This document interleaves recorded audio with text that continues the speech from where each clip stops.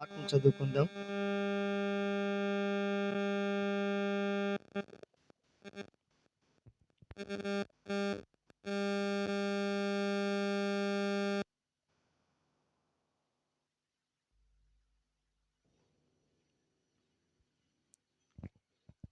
కీర్తనకారుడు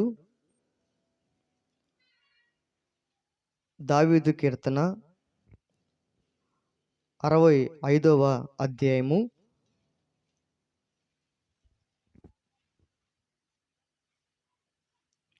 11 చరణాన్ని చదువుకుందాం. కీర్తనల గ్రంథము 65వ అధ్యాయము 11 వచనాన్ని చదువుకుందాం. సంవత్సరమును నీ దయా కిరీటమును ధరింపచేయుచున్నావు. చిన్న ప్రార్థన చేసుకుందాం. వాక్య భాగం నిమిత్తమై ప్రభుత్వం దాసును బలపరిచి మనందరితో మాట్లాడినట్లుగా ప్రార్థన చేద్దాం. మన మధ్యలో ఉన్నటువంటి ప్రవీణ్ బ్రదర్ ప్రార్థన చేస్తారు. కలిసి ఏకీభవించి ప్రార్థన చేసుకుందాం.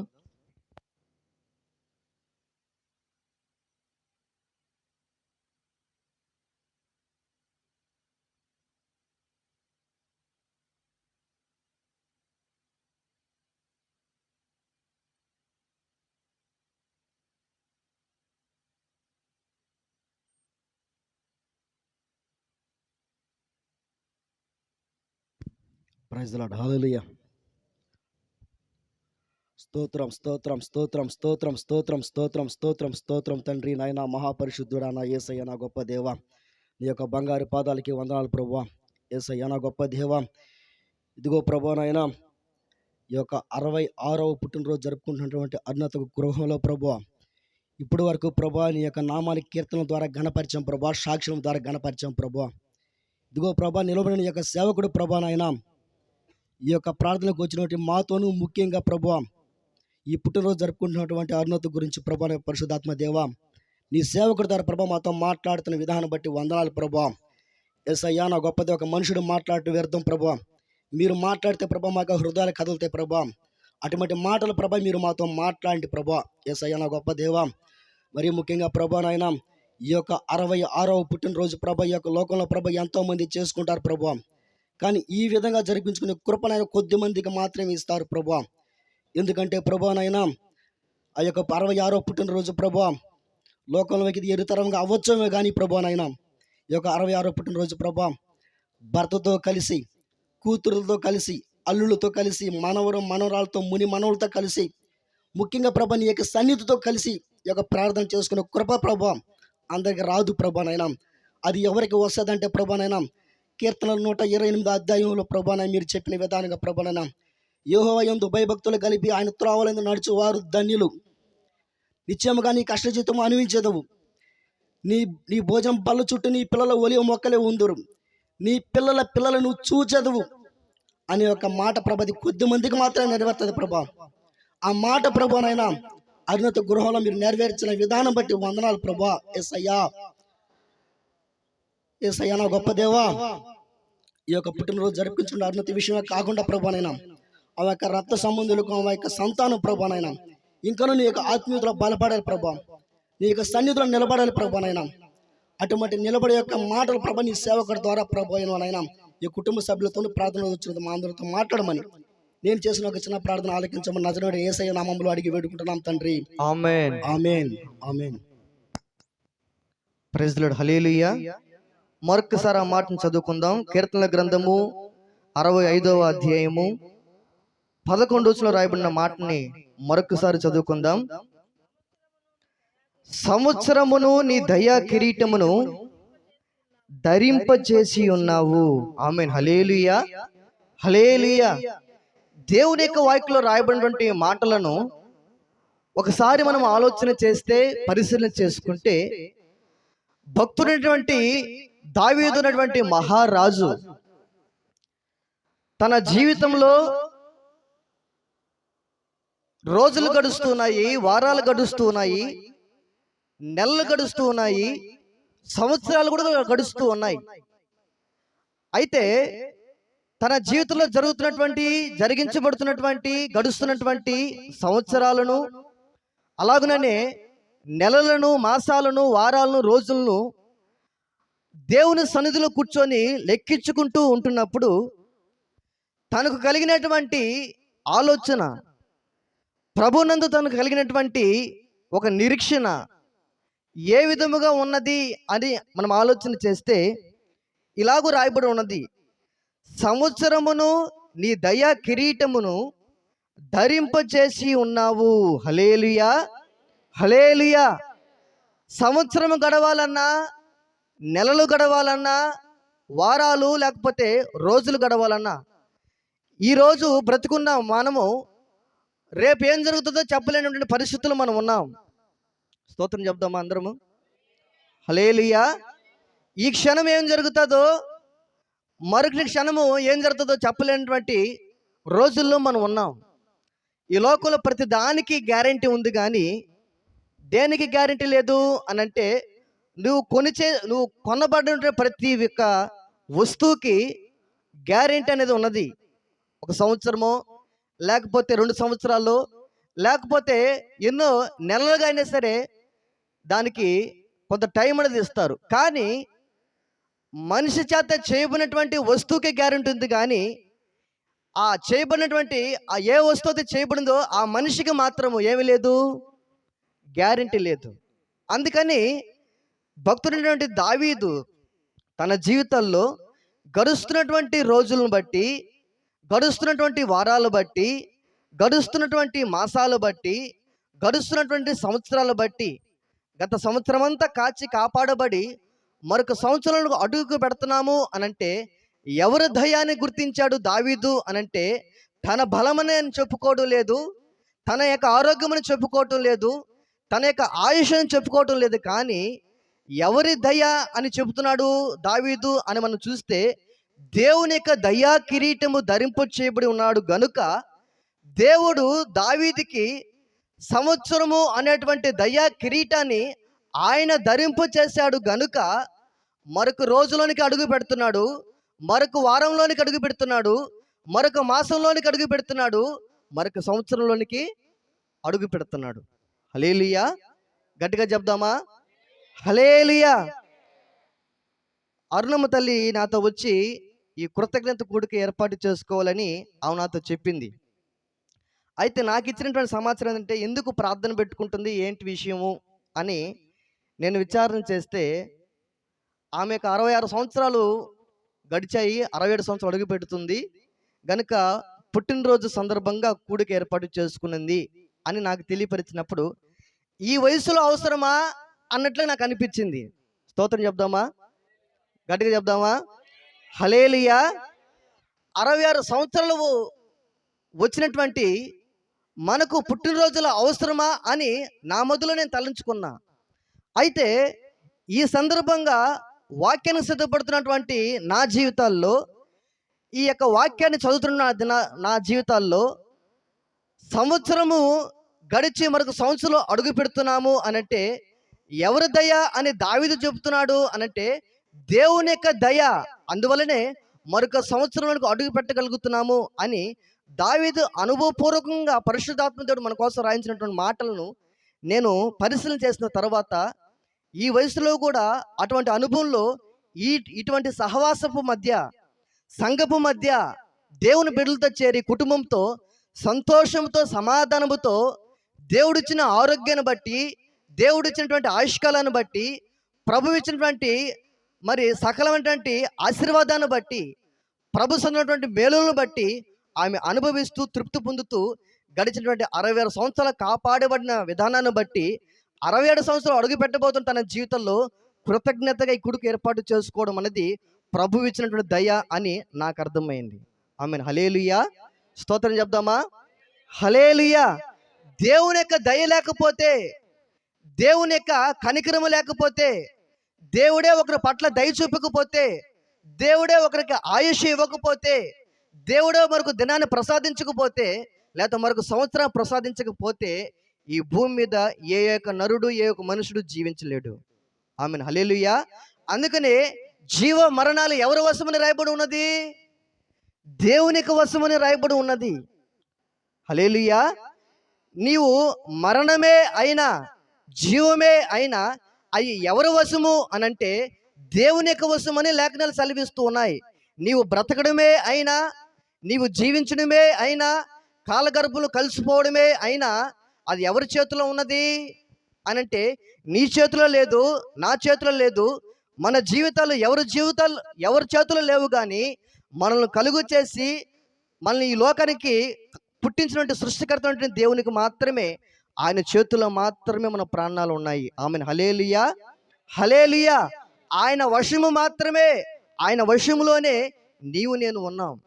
అది గమనించినటువంటి దావీదు అంటాడు, ఇదిగో సంవత్సరమును నీ దయా కిరీటమును నాకు ధరింప చేసి ఉన్నావు. హల్లెలూయా. స్తోత్రం చెప్దామా?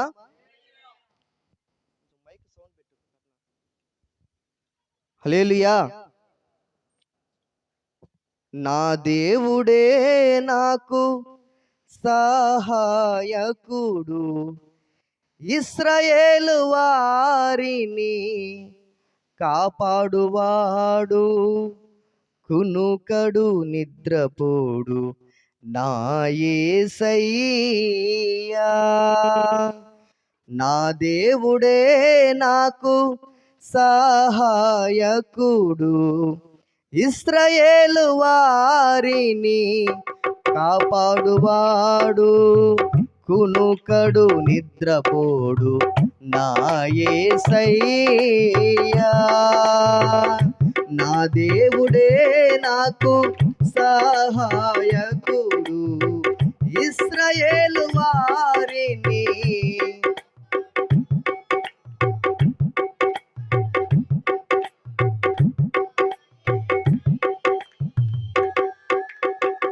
హల్లెలూయా, హల్లెలూయా.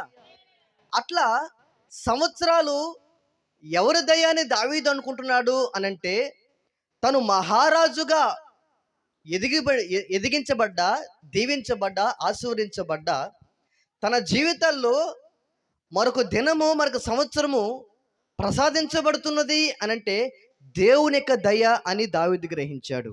ఆమెన్. హల్లెలూయా, హల్లెలూయా.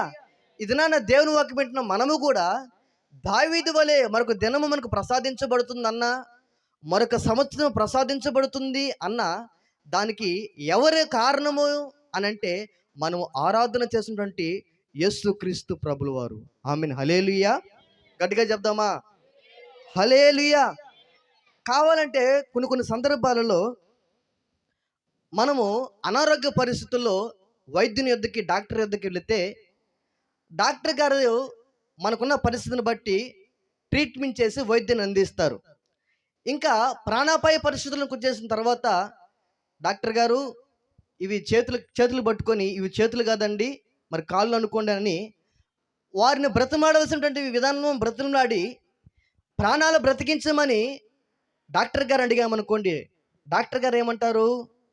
నా ప్రయత్నాలన్నీ నేను చేశాను, నేను అందించవలసిన వైద్యాన్ని అందించాను, ఇంకా దేవునికి దయే ఆ వ్యక్తి బ్రతకాలన్నా, ఆమె బ్రతకాలన్నా మా ప్రయత్నాలన్నీ అయిపోయాయి, మేము చేయవలసినటువంటి వైద్యం అంతా అందించాము, కానీ ఇంకా ఆమె బ్రతకాలన్నా, అతడు జీవించాలన్నా ఎవరి దయ అని వారు చెప్తారని వారిని అడిగితే దేవుని దయ అని వారు చెప్తారు. అంటే ఒక మనుషుని యొక్క ప్రాణాలు ఎవరి చేతులు లేవు అనంటే వైద్యం చేస్తున్నటువంటి డాక్టర్ చేతులనైనను, మరి వైద్యము చేస్తున్నటువంటి ఏ మనుషుని చేతులనైనను మన యొక్క ప్రాణాలు ఎవరి చేతిలో లేవు, కానీ మనం కలుగు చేసినటువంటి దేవుని చేతిలో మాత్రమే జీవం మరణాలు ఆయన వశమై ఉన్నాయని లేఖనాలు సెలవిస్తున్నాయి. ఆమెన్. హల్లెలూయా, హల్లెలూయా. అయితే మన జీవితాల్లో మనము డబ్బు ద్వారా, ధనము ద్వారా చాలా వాటిని పొందుకోవచ్చు. అయితే డబ్బు ద్వారా కొనలేనివి దేవుడిచ్చేటువంటి ఆశీర్వాదాలు కొన్ని ఉన్నాయి. చూడండి, మనకు ధనం ఉందనుకోండి, మనం ఒక మంచి వైద్యున్ని, డాక్టర్ని కొనగలం. కొనొచ్చా, కొనలేమా? నా వైపు చూడాలి. హల్లెలూయా. మనకున్నటువంటి ధనాన్ని బట్టి ఒక మంచి డాక్టర్ని కొనొచ్చు, కానీ ఆరోగ్యాన్ని కొనగలమా? ఆరోగ్యాన్ని కొనలేము. మనకున్నటువంటి ధనాన్ని బట్టి ఒక మంచి ట్రీట్మెంట్ ట్యాబ్లెట్ని మంచిగా మరి మనకున్న ధనాన్ని బట్టి మంచిగా టాబ్లెట్ తీసుకొని మనం మంచిగా కొనుక్కోవచ్చేమో, కానీ ప్రాణాన్ని కొనగలమా? స్తోత్రం చెప్దామా? హల్లెలూయా. మనకున్న ధనాన్ని బట్టి డాక్టర్ని కొనొచ్చు, కానీ ఆరోగ్యం కొనలేం. మనకున్న ధనాన్ని బట్టి మనం ఏం కొనొచ్చు అంటే మంచి ట్రీట్మెంట్ కొనుక్కోవచ్చేమో, కానీ ప్రాణాన్ని ప్రాణాన్ని కొనుక్కోలేం. మనము మంచిగా మనకున్న ధనాన్ని బట్టి మంచిగా ఇల్లు కొనుక్కోవచ్చు, కానీ ఇల్లు కట్టుకోవచ్చు, కానీ ఇంటిలో సంతోషము, సమాధానము, నెమ్మది అన్నది కొనగలమా అంటే కొనలేం.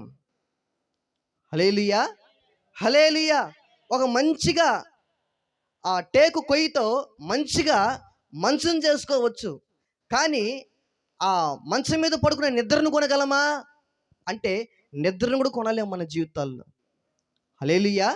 అయితే మన జీవితాల్లో మన బలమును, మన బలగము, మన ధనము ఏం చేయలేవంటే మన ప్రాణాన్ని రక్షించలేవు. హల్లెలూయా. అయితే మనం రక్షించబడుతున్నామనంటే, బ్రతుకుతున్నాము అనంటే, జీవింపజేయబడుతున్నాము అనంటే అది ఎవరి వశంలో ఉన్నాం మనము? దేవుని వశంలో మాత్రమే మనం ఉన్నాం. హల్లెలూయా. దేవుడిచ్చేటువంటి ఆశీర్వాదాలని, దేవుడిచ్చేటువంటి దీవెనల్ని డబ్బుతో కొనలేం. అవి ఎవరిస్తే మనం అనుభవిస్తాము అనంటే, నేను ప్రకటిస్తున్నటువంటి యేసుక్రీస్తు ప్రభువు వారు మాత్రమే ఆ ఆశీర్వాదాలు ఇవ్వగలిగినటువంటి ప్రభువు. ఆమేన్. హల్లెలూయా. హల్లెలూయా. అయితే మన జీవితాల్లో ఇది బలము, బలగము, ధనమును చూసుకొని మనం విర్రవీగేటువంటి స్థితిలో ఉన్నామా? వీటన్నిటిని కలుగు చేసిన ప్రభు మన పక్షమై ఉన్నాడని, ఇవన్నీ ఆయన ద్వారానే, ఆయన దయ వలనే మనం కలిగి ఉన్నామని ప్రభువును స్తుతించేటువంటి అనుభవంలో మనం ఉన్నామా? స్తోత్రం చెప్దామా? హల్లెలూయా. అయితే దావీదు అంటున్నాడు, సంవత్సరమును నీ దయా కిరీటము నాకు ధరింప చేసి ఉన్నావు. హల్లెలూయా. అందుకని సామెతల గ్రంథంలో రాయబడి ఉన్నది, ఒక మాటను చదువుకుందాం. సామెతల గ్రంథము 9వ అధ్యాయము 11వ వచనం చదువుకుందాం. నా వలన నీకు దీర్ఘాయువు కలుగును, నీవు జీవించు సంవత్సరములు అధికములు అగును. హల్లెలూయా. మరొకసారి చదువుదామా. ఎవరి వలనంట? నా వలన నీకు దీర్ఘాయువు కలుగును, నీవు జీవించు సంవత్సరములు అధికములు అగును. ఆమేన్. హల్లెలూయా. హల్లెలూయా. ఎవరి వలన మనం జీవిస్తామో, ఎవరి వలన మన యొక్క జీవితము సంవత్సరాలు అధికము చేయబడతాయి అనంటే దేవుని వలనే. దేవుని వలనే మనకు దీర్ఘాయువు కలుగుతుంది. ఆమేన్. హల్లెలూయా. దేవుని వలనే మన జీవించు సంవత్సరములు అధికములు అవుతాయి. నీ బలమును బట్టి, నీ కలిగిన ధనాన్ని బట్టి, నీవు కలిగిన జ్ఞానాన్ని బట్టి, నీవు కలిగిన సిరి సంపదలు బట్టి నీవు మరొక సంవత్సరంలోనికి అడుగు పెట్టబడలేవు, కానీ నీవు జీవించే సంవత్సరంలో అధికము చేసుకోలేవు, కానీ నీవు దేవుని అనేటువంటి దయా కిరీటాన్ని ధరింప చేసుకొని ఉంటే దేవుని దయ వలన నీవేమవుతావంటే దీర్ఘాయుష్మంతుడు అవుతావు. ఆమేన్. హల్లెలూయా. ఎవరి దయ వలన నువ్వు దీర్ఘాయుష్మంతుడు అవుతావు అనంటే దేవుని దయ వలనే దీర్ఘాయుష్మంతుడు అవుతావు. స్తోత్రం చెప్దామా? హల్లెలూయా. ఇది దేవుని వలనే మనం దీర్ఘాయుష్మంతుడు అయితే, దేవుని వలనే మనం జీవించే సంవత్సరం అధికములు అయితే, ఆ దేవుడు ఎవరు? స్తోత్రం చెప్దామా? హల్లెలూయా. దేవుని వలనే మనం బ్రతకగలిగితే, దేవుని వలనే మన సంవత్సరాలు అధికంలో అవ్వగలిగితే, ఆయన వలనే మనం జీవింపజేయబడుతున్నాము అనంటే ఆ దేవుడు ఎవరు అన్నదే ఈ దినాన సమస్య. స్తోత్రం చెప్దామా? హల్లెలూయా. ఎవరి వలన అంటే దేవుడి వలనే. ఆ దేవుడు ఎవరో అనగా, ఏ దేవుడైతే, ఏ మనుషుడైతే పరమును వీడి భూమికి దిగి వచ్చిన వాడో, ఆ పరమును వీడి భూమికి దిగి వచ్చి ఈ భూమి మీద అరిషడ్ వర్గాలు, కామ, క్రోధ, లోభ, మోహ, మద మత్సరాలను జయించిన వాడు, నాలో పాపం ఉన్నదని మీలో ఎవరైనా నిరూపించగలరా అని సవాలు విసిన వారు ఎవరైతే ఉన్నారో, ఎవరైతే ఆ పరమును వీడి ఈ భూమికి దిగి వచ్చారో, ఈ భూమి మీద అడుగుపెట్టి అరిషడ్ వర్గాలను జయించాడో, జయించి సర్వలోక మానవుల యొక్క పాప పరిహార్థ నిమిత్తమై రక్తం, పరిశుద్ధమైనటువంటి రక్తం, పాప విమోచన నిమిత్తమై ఆఖరి రక్తము కార్చిన వాడు ఎవరో? అలాగూ రక్తము కార్చి, ఆఖరి రక్తము కార్చి పాప విమోచన కలిగించి మరణించి సమాధిలో పెట్టబడి ఆ సమాధి గెలిచి, మరణాన్ని గెలిచి పునరుద్ధరణ లేచిన వాడు ఎవరైతే ఉన్నాడో, అలాగూ మరణాన్ని గెలిచి పునరుద్ధరణ లేచిన వాడు ఎవరైతే ఉన్నాడో, లేచిన వాడు నేనే మార్గం, నేనే సత్యం, నేనే జీవం, నా ద్వారానే తప్ప పరలోక రాజ్యానికి అనగా తండ్రి యొద్దకు ఎవడు చేర్చబడలేడని ఎవరైతే చెప్పారో ఆ దేవుని దయ వలన మాత్రమే నీవు నేను జీవించగలము. ఆమేన్, హల్లెలూయా. అలాగూ పరమును వీడి భూకి దిగి వచ్చిన వారు ఈ భూమి మీద మాటల్లో అయినా, చూపులో అయినా, క్రియలో అయినా, జీవితంలో అయినా, పుట్టుకలో అయినా పాపము లేనివాడు, అరిషడ్ వర్గాలు, కామ, క్రోధ, లోభ, మద, మత్సరాలను జయించినవాడు, సర్వలోక మానవుల యొక్క పాప పరిహార్థ నిమిత్తమై ఆఖరి రక్తము కార్చినవాడు, మరణించినవాడు, మరణాన్ని జయించి తిరిగి లేచినవాడు, లేచి నేనే మార్గం, నేనే జీవం, నేనే సత్యం, నేనే జీవం, నా ద్వారా తప్ప పరలోక రాజ్యానికి ఎవడు చేర్చబడిన పలికిన వాడు ఎవరో తెలుసా? నేను ప్రకటిస్తున్న యేసుక్రీస్తు ప్రభుల వారు. ఆమేన్, హల్లెలూయా. స్తోత్రం చెప్దామా? హల్లెలూయా. ఇప్పుడు ఎవరైతే అలాగూ ఈ కార్యాలన్నీ చేస్తున్న వాడు ఎవరైతే ఉన్నారో ఆయనే నిజమైనటువంటి దేవుడు. ఆమేన్, హల్లెలూయా. ఆయనే నిజమైనటువంటి రక్షకుడు. ఆమేన్, హల్లెలూయా. ఆయన మాత్రమే పాప విమోచన కలిగించిన వాడు. ఆమేన్, హల్లెలూయా. ఆయన మాత్రమే పరమునకు మనల్ని చేర్చుకోగలిగిన వాడు. హల్లెలూయా. అటువంటి దేవుని నీవు కలిగి ఉంటే ఆ దేవుని వలన నీవేం చేయబడతావు? చదవమ్మా. ఆ దేవుని వలన నీకేం కలుగుతుంది? దీర్ఘ ఆయువు కలుగుతుంది. నీవు జీవించే సంవత్సరములు అధికములు అగును. హల్లెలూయా, హల్లెలూయా. ఇదనా నీవు అధిక సంవత్సరాలు జీవించాలన్నా, దీర్ఘాయుష్మంతుడు నువ్వు అవ్వాలన్నా, అది నీ బలమును బట్టి, నీ శక్తిని బట్టి, జ్ఞానం బట్టి కాదు, కానీ నీవు ఆరాధన చేస్తున్నటువంటి దేవుని బట్టే మరొక దినంలోనికి నువ్వు ప్రవేశపెట్టబడుతున్నావు, మరొక సంవత్సరంలోనికి అడుగు పెట్టగలుగుతున్నావు అనంటే దేవుని యొక్క దయ కిరీటము నీవు ధరించుకుని ఉన్నావు గనుక దేవుని యొక్క దయ వలన, దేవుని యొక్క కృప వలన మరొక సంవత్సరాన్ని చూడగలిగేటువంటి కృప మనం పొందుకుని ఉన్నాం. ఆమేన్, హల్లెలూయా, హల్లెలూయా. అయితే ఈ దినాన దేవుని యొక్క వాక్యంలో రాయబడి ఉన్నది, మనుషుని యొక్క ఆయుష్ ఎన్ని సంవత్సరాలు అని దేవుని వాక్యంలో రాయబడి ఉన్నది? 70 సంవత్సరాలని వాక్యం సెలవిస్తూ ఉన్నది. అయితే పితర కాలంలో చూస్తే వందల సంవత్సరాలు బ్రతికినట్లుగా లేఖనాల్లో భక్తులు ఎంతోమంది ఉన్నారు. అయితే పాపము పెరిగిపోతున్న కొలది ఆయుష్ తగ్గిపోతూ వస్తూ మనుషుని యొక్క ఆయుష్ కాలం ఎంత వచ్చేసింది అంటే 70 సంవత్సరాలకు వచ్చేసింది. అధిక బలము ఉన్న ఎడల 80 సంవత్సరాలు ఆ జీవితం అంతా ఆయాసము. హల్లెలూయా. అయితే మనము బ్రతకాలన్నా, జీవించాలన్నా దేవుని దయ వలన మాత్రమే మనం జీవించేదము గాక. ఆమేన్, హల్లెలూయా, హల్లెలూయా. ఈ లోకంలో జీవించాలని ఎంతోమందికి ఉంటుంది, ఎంతోమందికి బ్రతకాలని ఆశ ఉంటుంది. ఎవరికి ఉండదు? పండు ముసలమ్మను కూడా అడిగితే, ఏమ్మా ఇంకా ప్రభువు నమ్ముకున్నావు, రక్షించబడ్డావు, ఇంకేమన్నా వెళ్ళేది ఏమైనా ఉందా, టికెట్ ఏమైనా బుక్ చేసుకున్న పరిస్థితి ఏమైనా ఉందా అని అడిగితే వారే సమాధానం చెప్తారు అంటే, ఇదిగో నా మనవరాలు, ఏ మనవరాలు అయితే ఉన్నదో ఆ మనవరాలు పెళ్లి చూసి ఏమైపోతామో, నేను వెళ్ళిపోయినా పర్లేదయ్యా, సరే మనవరాలు పోయింది. ఈ మాటలన్నీ ఎవరు చెప్తే బాగుంటుందంటే ప్రవీణ్ బ్రదర్ చెప్తే బాగుంటుంది ఈ మాటలు. హల్లెలూయా. ఎందుకనంటే ఆ మాట సాక్షాత్గా నేను విన్నాను కాబట్టి.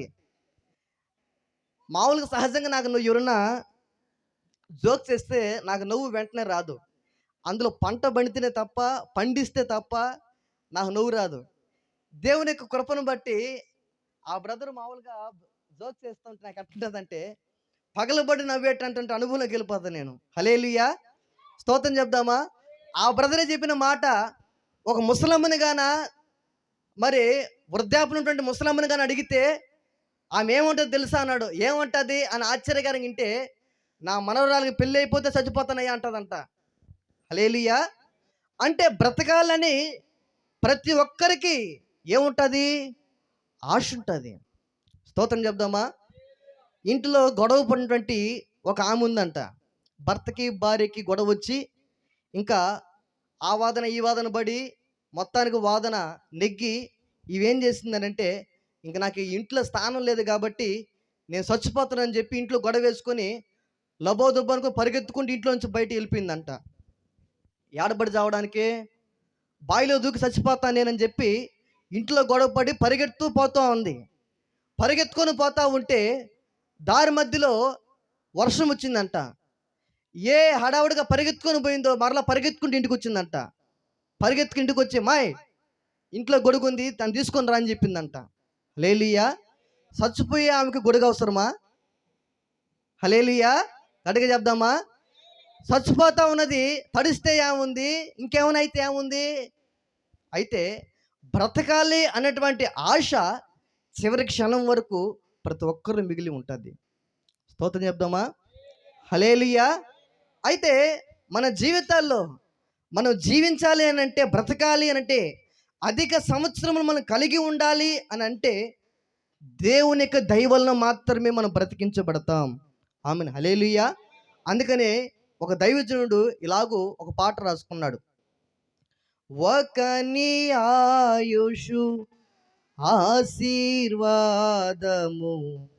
నివసమై ఉన్నవి, నీ సరిహద్దులలో నెమ్మది కలిగెను నాలో. ఒకని ఆయుషు ఆశీర్వాదము నివసమై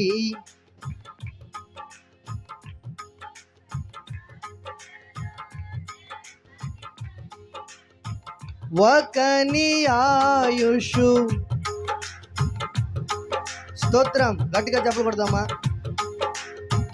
నీ సరిహద్దులలో నెమ్మది కలిగెను నాలో. యేసయ్యా నీ సంకల్పమే మహిమైశ్వర్యము, నీ పరిశుద్ధులలో చూపినది. యేసయ్యా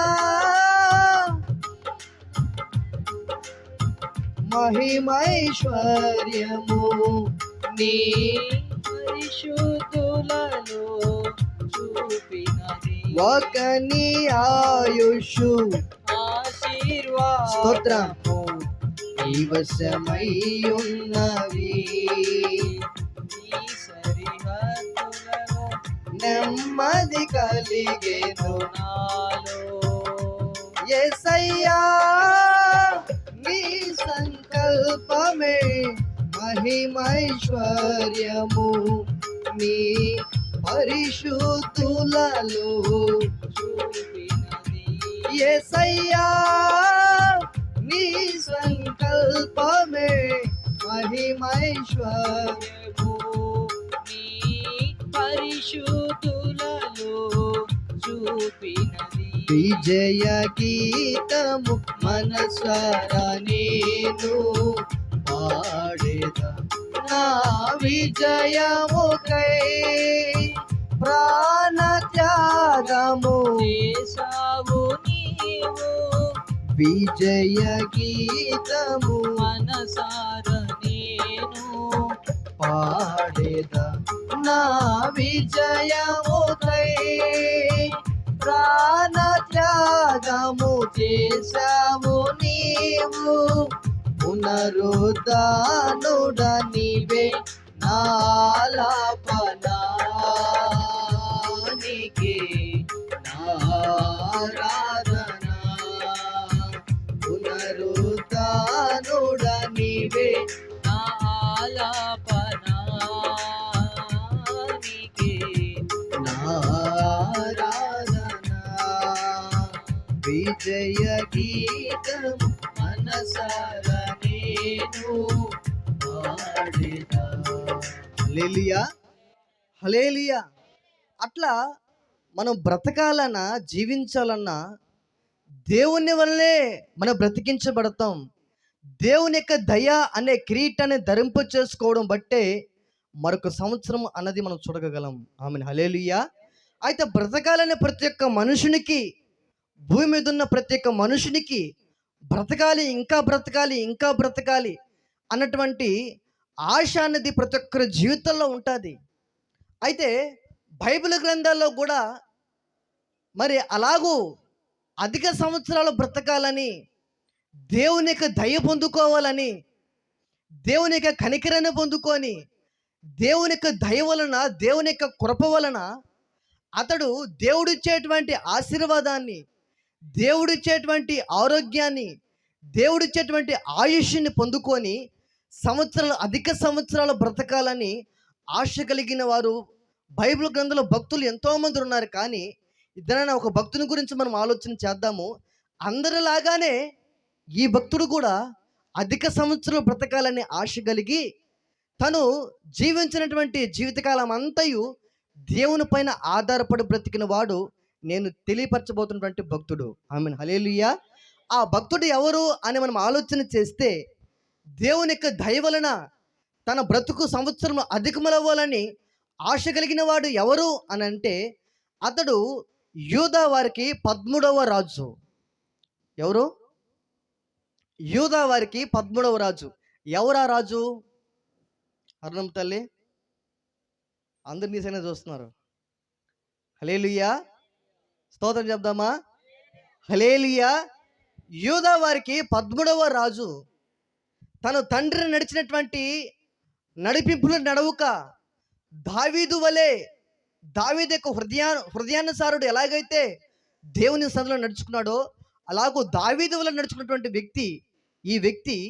అయితే యూదా వారికి 13వ రాజు అతడు జీవించినటువంటి జీవితంలో అష్షూరు అనేటువంటి రాజు యూదా వారి మీద దండెత్తి వచ్చినప్పుడు ఆ అష్షూరు రాజుకి తన యొక్క సైన్యానికి భయపడక దేవుని పైన ఆధారపడి ప్రార్థన చేసి యెషయా అనేటువంటి ప్రవక్త చేత, దైవజనుని చేత వర్తమానము పంపించబడి వాగ్దానాన్ని పొందుకొని అష్షూరు రాజు మీద జయము పొందిన వాడు ఈ యూదా వారికి 13వ రాజు అయినటువంటి రాజు.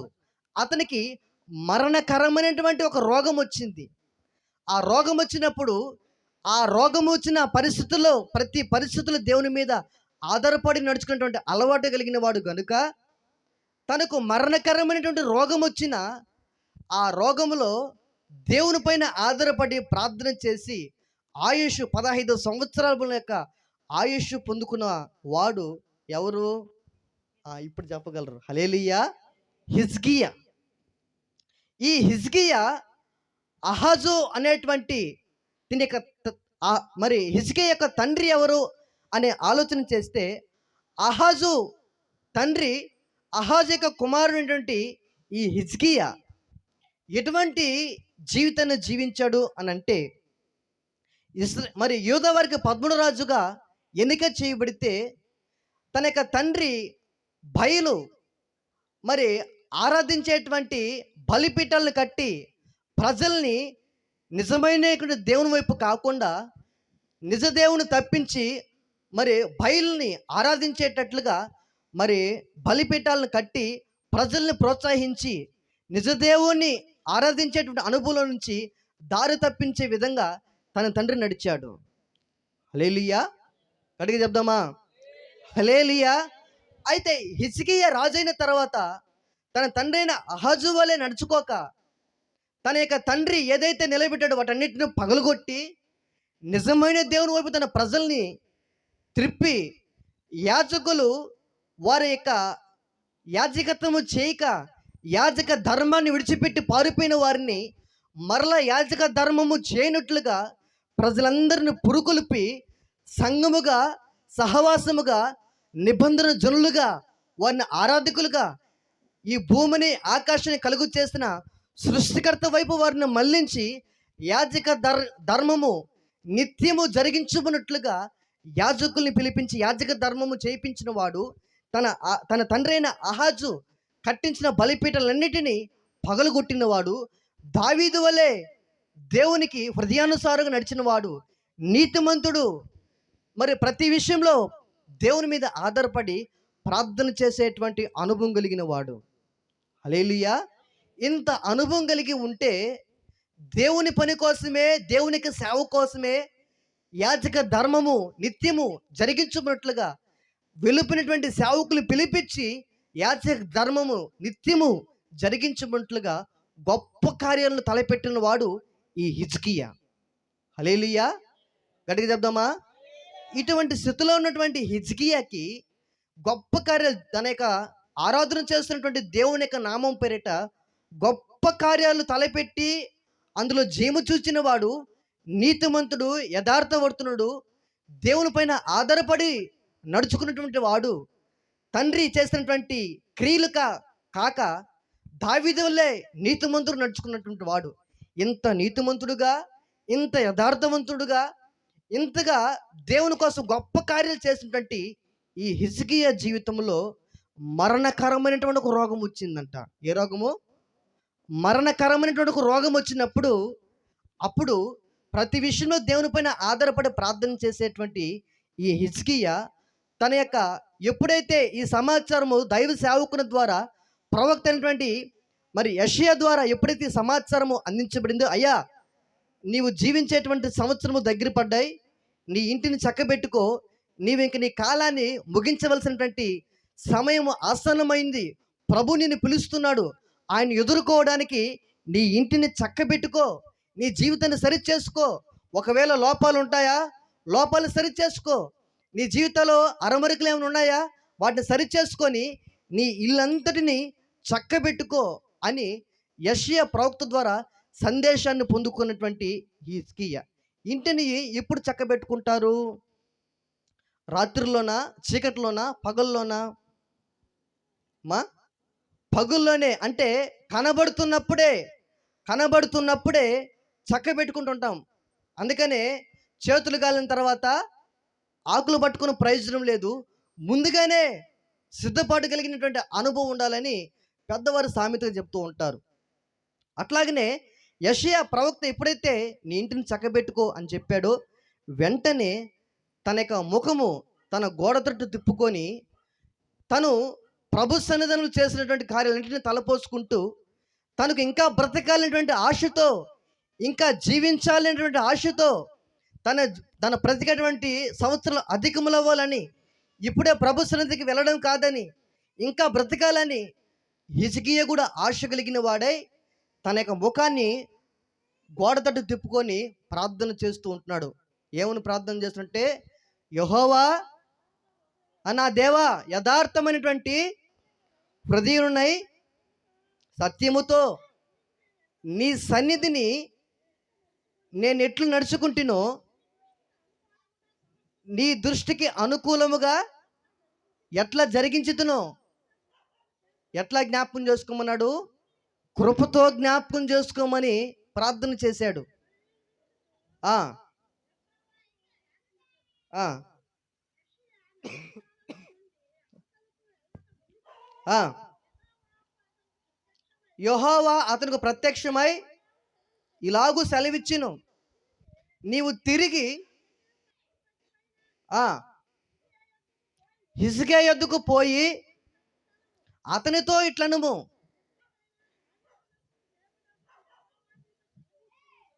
ఏమనగా, నీవు కన్నీళ్లు విడుచుట నేను చూచితిని. ఆయన ఎవరు అనంటే, నీవు కన్నీళ్లు విడడం అని చూచేవాడు, ఆయనకి పేరు చూచుచున్న దేవుడు. నీ ప్రార్థన, నువ్వు చేసేటువంటి ప్రతి మనవుని ఆయన ఆలకించేవాడు. నేనే నిన్ను ఏం చేస్తాను? బాగు చేసేదును, స్వస్థపరిచేదును. ఎక్కిపోదువు, ఇంకా 15 సంవత్సరముల ఆయుష్ నీకు ఇచ్చేదను అని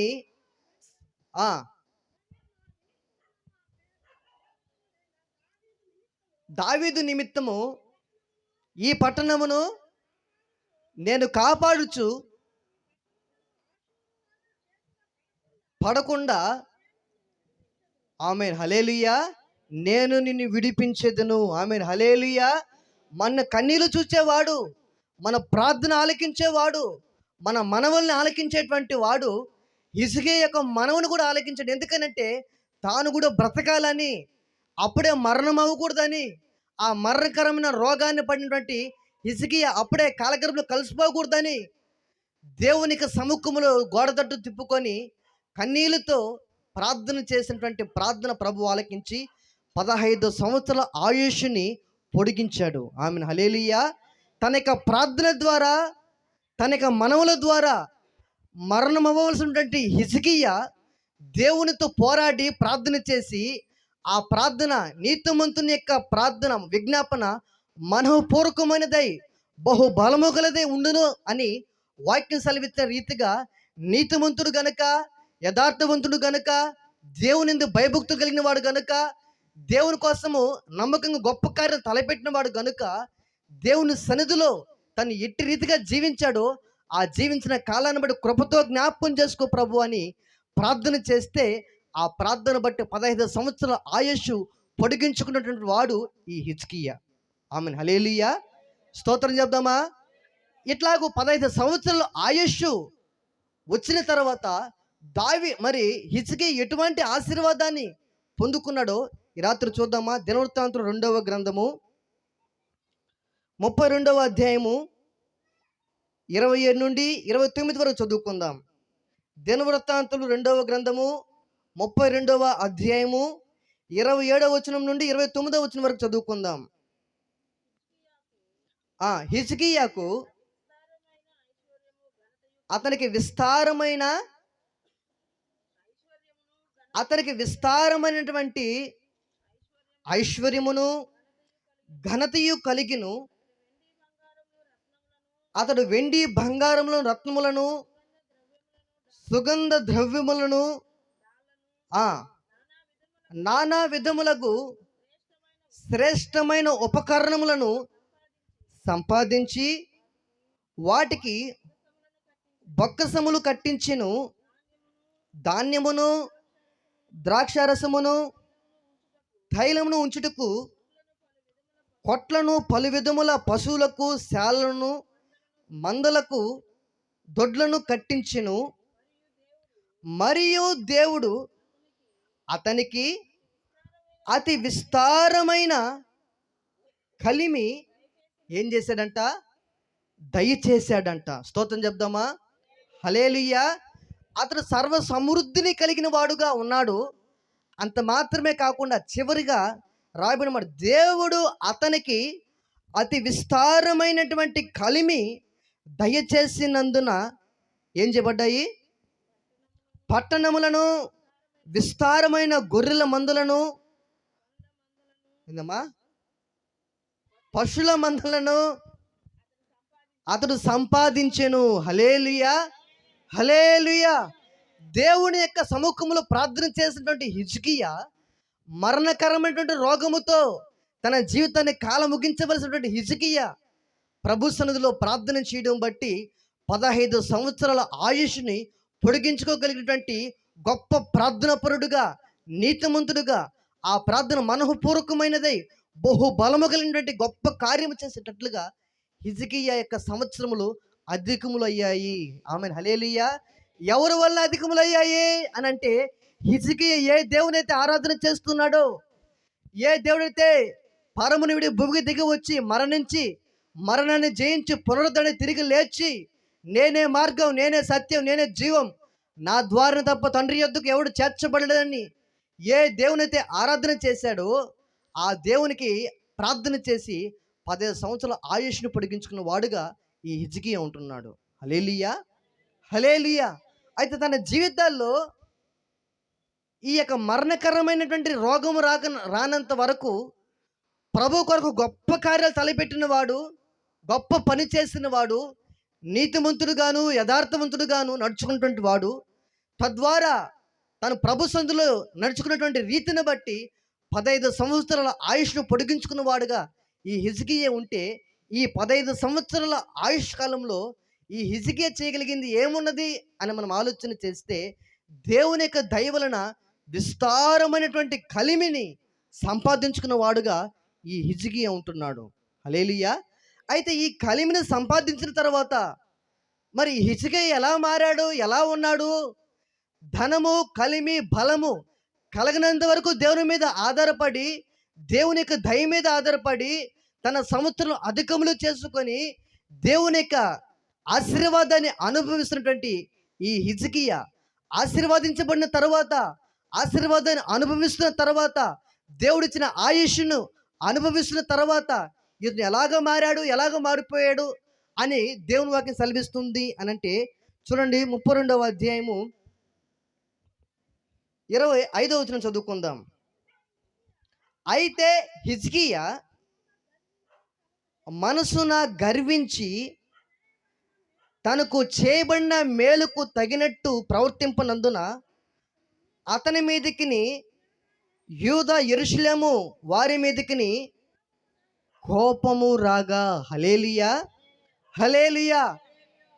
15 సంవత్సరాల ఆయుష్ పొడిగించినంత వరకు, తను మరణకరమైన రోగము రానంత వరకు తను ఎలా బ్రతికాడు ప్రభు సన్నిధిలో అంటే యథార్థపరుడుగా బ్రతికాడు, నీతిమంతుడుగా జీవించాడు, ప్రభు నిమిత్తమే గొప్ప కార్యాలు తలపెట్టి విజయాన్ని చూచిన వాడు, అష్షూరు రాజు అనేటువంటి శత్రువు నుండి తప్పించబడి విజయాన్ని చూడగలిగిన వాడు.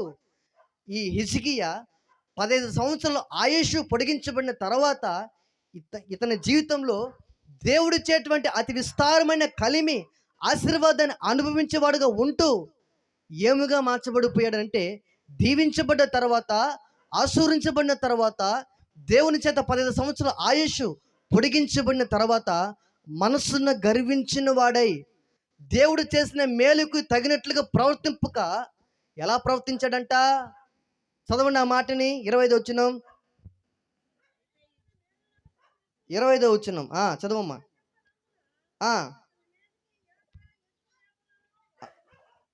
అయితే హిజ్కియా మనసున్న గర్వించి తనకు చేయబడిన మేలుకు తగినట్లు ప్రవర్తింపనందున, హల్లెలూయా, తనకు దేవుడు ఏ మేలైతే చేశాడో, ఏ ఆశీర్వాదాన్ని ఇచ్చాడో, ఏ మనం ఆలకించి దేన్ని పొడిగించాడో, ఆ ఆయుష్ పొడిగించడం బట్టి, దేవుడు నిజమైనటువంటి ఆశీర్వాదం ఇవ్వడం బట్టి, ఆ ఆశీర్వాదం అనుభవిస్తున్నటువంటి హిజ్కియా జీవితంలో, మేలులో అనుభవిస్తున్న హిజ్కియా జీవితాల్లో దేవునికి అది వరకు నడిచినటువంటి ప్రవర్తన కంటే మరి అధికమైనటువంటి సత్ప్రవర్తన నడిపించబడవలసిన ఈ హిజ్కియా దీవించబడిన తర్వాత, ఆశీర్వదించబడిన తర్వాత, అతి విస్తారమైన కలిమి పొందుకున్న తర్వాత, 15 సంవత్సరాల ఆయుష్ పొడిగించబడిన తర్వాత మనసున్న గర్వించిన వాడై దేవుడు చేసిన మేలుకు తగినట్లుగా ప్రవర్తింపక ఏముగా మార్చబడ్డాడంటే, దేవుని యొక్క దృష్టికి గర్వపు మనసు కలిగిన వాడుగా మార్చబడిపోయాడు ఈ హిజ్కియా. హల్లెలూయా. దిన దేవుని వాక్యం ఏంటంటే, ప్రియ సహోదరుడా, సహోదరి, మనము దీవించబడినంత వరకు, మనం అవసరతలో, అక్రతలో, దేవుని యొక్క దయ కావలసిన పరిస్థితుల్లో, దేవుని యొక్క సహాయము కావలసిన పరిస్థితుల్లో, నీవు లేములో ఉన్నప్పుడు, నీవు కొంచెంలో ఉంటున్నప్పుడు, దేవుని మీద నువ్వు ఆధారపడినటువంటి ఆధారం ఎలాంటిది, నీ యొక్క ప్రార్థన ఎలాంటిది, నీ యొక్క పరిచర్య ఎలాంటిది, ప్రభు కొరకు బ్రతికేటువంటి బ్రతుకు ఎలాంటిది. అయితే నీవు ఏదైతే ప్రభువుకి మనవి చేసావో, నీవు కొంచెముగా ఉన్నదాన్ని ప్రభు దీవించి వృద్ధిపరిచిన తర్వాత, దీవించబడిన తర్వాత, దేవుడు నీ పట్ల మేలు చేసిన తర్వాత, నువ్వు జీవించే సంవత్సరం అధికంలో చేస్తున్న తర్వాత, నీవు ఆయనకు తగినట్లుగా, ఆయన ఈ జీవితంలో కోరే సత్ప్రవర్తనకు తగినట్లుగా, సత్యమైన ప్రవర్తన తగినట్లుగా నీ జీవితం సత్ప్రవర్తన కలిగినట్లుగా ఉంటుందా? లేకపోతే మేలుకు ప్రతిగా కీడుకి, దేవునికి బల్లిపు ప్రోట్లు పక్కటెముక వల్లే, ఆయన ప్రక్కటెముకలో బల్లిపోటు వలే నీ జీవితం ఉన్నదా? నీ జీవితాన్ని బట్టి ప్రభు సంతోషించే విధముగా నీ జీవితం ఉన్నదా? లేకపోతే ప్రభు నిన్ను ఆశీర్వదించడం బట్టి, ప్రభు నిన్ను దీవించడం బట్టి, ఆ ఆశీర్వాదాన్ని బట్టే, ఆ దీవెను బట్టే, ఆ కలువును బట్టే నీవు దేవునికి దూరముగా పారిపోయి మేలుకు ప్రతిగా కీడును చేసేవాడముగా, సత్ప్రవర్తనకు తగినట్లుగా సత్యం నుంచి తొలగిపోయేటువంటి జీవితాన్ని జీవించే వరకు మనం ఉన్నామా? హల్లెలూయా. దినాన హిజ్కియా అంట కొంచెంలో ఉన్నప్పుడు నమ్మకము ఉన్నాడు, దీవించబడ్డ తర్వాత దేవుడు చేసినటువంటి మేలుకు తగినట్లుగా ప్రవర్తించక ఏమైపోయాడు తెలుసా? మనసును గర్వించిన వాడుగా మార్చబడిపోయాడు. హల్లెలూయా, హల్లెలూయా. బబులోను సామ్రాజ్యపు రాజు ఈ హిజ్కియా మరణకరమైనటువంటి స్థితిలో ఉండి ఎలాగో బాగుపరచబడ్డాడో, అలాగూ బాగుపరచబడ్డ తర్వాత హిజ్కియా ఏ విధముగా దీవించబడ్డాడో అని తెలుసుకోవడం నిమిత్తమై వారు ఏ విధముగా వచ్చారు చూడండి. 32వ అధ్యాయము 31వ వచనం చదువుకుందాం. ఆ, లేకపోతే 30 నుంచి చదవమ్మా. ఆ, ఈ హిజ్కియా ఆ, ఆ, తెప్పించెను. హిజ్కియా తాను పూనుకొనిన సర్వ ప్రయత్నములు ఎందును ఏం చేయబడ్డాడంట? హిజ్కియా పూనుకొనిన సర్వ ప్రయత్నములు ఎందు వృద్ధి పొందెను. అతని దేశము అతని దేశమును గూర్చి అతని దేశము ఆశ్చర్యకరముగా వృద్ధి నొందుటను గూర్చి విచారించి తెలుసుకొనుటకై బబులోను అధిపతులు అతని ఎద్దకు పంపబడిన రాయబారుల విషయంలో అతని హృదయంలోని ఉద్దేశం అంతయు తెలుసుకొనవలనని దేవుడు అతనిని విడిచిపెట్టెను. హల్లెలూయా, హల్లెలూయా. కొంతమంది జీవితాలు చూస్తే వారు దీనస్థితిలో ఉన్నప్పుడు వారికి విధేయత కావచ్చు, వారికి ప్రేమ కావచ్చు, వారు కనపరిచేటువంటి క్రియలు కావచ్చు, వారి నడవడిక కావచ్చు, ఎలా ఉంటుంది అనంటే వారి యొక్క దేవునికి తగినట్లుగా, వీరు దేవుని బిడ్డలుగా అన్నట్లుగా వారి ప్రవర్తన, మన ప్రవర్తన ఉంటుంది. అయితే హిజ్కియా గురించి రాయబడింది, అతడు దీవించబడిన తర్వాత, ఆశీర్వదించబడిన తర్వాత దేవుడు తన యొక్క దేశాన్ని ఆశ్చర్యకరంగా ఎట్లా వృద్ధిపరిచాడో ఆ సంగతిని తెలుసుకుందామని రాయబారులను పంపిస్తే ఈ హిజ్కియా దగ్గరికి ఆ రాయబారులు వచ్చి పరామర్శిస్తున్నారు. ఎవరు? బబులోను సామ్రాజ్యపు రాజు రాయబారులను పంపించి అడుగుతున్నాడు. అలాగూ రాయబారులు వచ్చిన వారితో హిజ్కియా ఎలా సంపాదిస్తున్నాడు, ఎలా సంభాషిస్తున్నాడో తెలుసా? ఇదిగో తన యొక్క ధనాగారం అంతటిలో, రాజ్యం అంతటిలో ఏ విధముగా బొక్కసములు ఉన్నాయి, తన యొక్క కొట్లు ఎలా ఉన్నాయి, రాజ్యం అంతా ఏ విధంగా విస్తరించబడింది అన్నటువంటి సంగతులన్నీ కూడా వారికి ఏది కూడా మరుగు చేయకుండా వాటన్నిటిని చూపిస్తూ వస్తున్నాడు.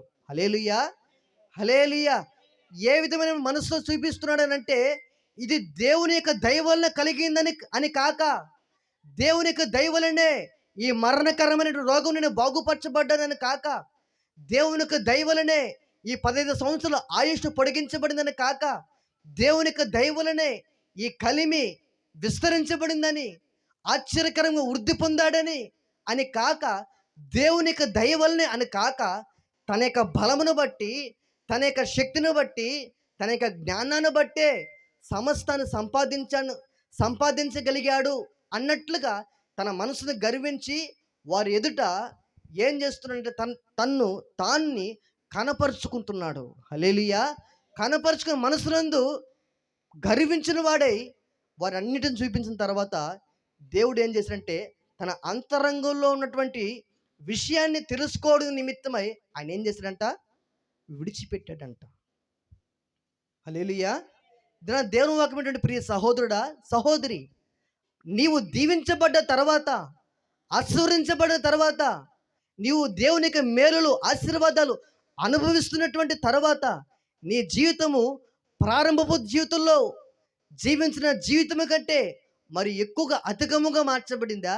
లేకపోతే నీ మనసులో రాగోడిన మనసు, రాగోడినటువంటి జీవితము, రాగోడిన క్రియలు నీ జీవితంలో వచ్చి దేవుని యొక్క దయ నుండి విడిచిపెట్టబడే అనుభవంలోకి వెళ్ళిపోయేటువంటి స్థితిలో నీవు ఉన్నావా? నీవు నీ మనసుని, నీ హృదయాన్ని పరిశీలన చేసుకోవాల్సినటువంటి స్థితిలో, పరిస్థితుల్లో వాక్యపు వెలుగు మన జీవితం పరిశీలన చేసుకోవాలి. ఆమెను. హల్లెలూయా, హల్లెలూయా. దేవుడు చేసిన మేలుకి తగినట్లుగా ప్రవర్తించలేదంట హిజ్కియా. ఇదన దేవుని వాక్యం పెట్టిన ప్రియ సహోదరుడా, సహోదరి, మన జీవితంలో ఈ లోకంలోనికి ఎందుకు వచ్చాం? ఈ లోకంలో ఏం సంపాదిస్తున్నాం? ఈ సంపాదించిన దానిని ఎక్కడ కూడబెట్టుకొని ఎక్కడ తీసుకుని వెళ్తాం?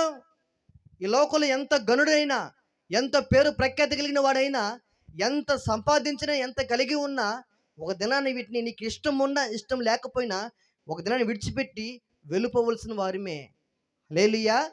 అయితే వెళ్ళిపోతూ వెళ్ళిపోతూ ప్రభువు అంటున్నాడు, ఈ భూమి మీద నుండి ఏమి కూడా మనం పట్టుకొని పోలేము, కానీ వచ్చేటప్పుడు ఏమి తీసుకొని రాలేదు, పోయేటప్పుడు ఏమి పట్టుకొని పోలేదు. అయితే వెళ్తూ వెళ్తూ మనం మనతో కూడా వచ్చేది ఏంటి అంటే, మన శరీరం అంతా కూడా రాదు. ఇది మట్టి ద్వారా చేయబడింది కనుక మట్టిలో మరలా కలిసిపోతుంది. అయితే ఈ ఆత్మ ప్రభు పెట్టింది కనుక లెక్క ఒప్పజెప్పవలసినటువంటి ఈ యొక్క జీవితం ఉంది కనుక ఈ ఆత్మ దేవుని ఎదురుకి వెళ్ళవలసినటువంటి ఒక రోజు ఉన్నది. ఈ భూమి మీద జీవిస్తున్నటువంటి ప్రతి మనుష్యుడు దేవునికి ఎదుట లెక్క ఒప్పజెప్పవలసిన వారై ఉన్నాం. ఆమేన్, హల్లెలూయా.